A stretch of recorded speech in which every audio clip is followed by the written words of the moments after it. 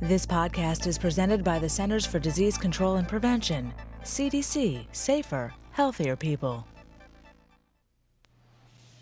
When it comes to food and beverages, most of us have an abundance of choices, just down the street at the local grocery store.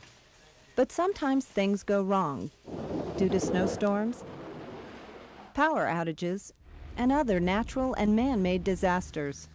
It doesn't take a large catastrophic disaster for any one of us to find ourselves in a situation where we are stuck in our home, maybe for a period of days, without food and water available to us other than what we have there. If you were stranded at home, what would you want on hand? Tuna in packets, we have peanut butter. Dried fruits. Canned goods. Some nuts, some bread and milk. Chicken in the can. It's important to have the right things on hand because, as we know, emergencies do happen. Experts stress that it is best to be prepared with at least 3 days of food and water. You don't need special foods that are around the house, those non-perishable things that you have every day. Canned soup, dried food items. Stockpile things you like and normally buy. Just buy a little more of them. Stockpile foods that are non-perishable and don't need refrigeration or cooking. When the power goes out, the first thing you should use is the food out of your refrigerator. Then move to the food in your freezer. After that, that's when you go to your stockpile of canned goods and non-perishable products. Just make sure you have a manual can opener as well. In a disaster situation, you need to maintain your strength by eating at least one well-balanced meal a day. And you need to make sure you drink enough liquid for your body to function properly. Having a supply of clean water is a top priority.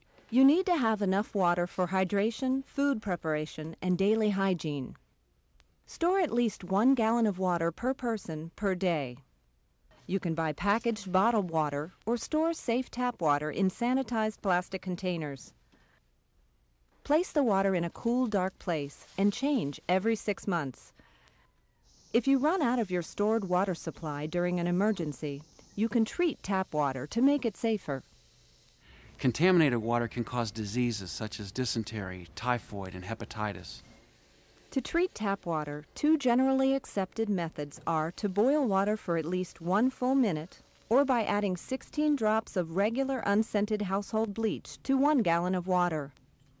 The things that people can do to prepare for emergencies are very simple, just require common sense, but are so important. Preparing your home for an emergency is something you want to do ahead of time. It's so much better for our well-being should something happen. To access the most accurate and relevant health information that affects you, your family, and your community, please visit www.cdc.gov.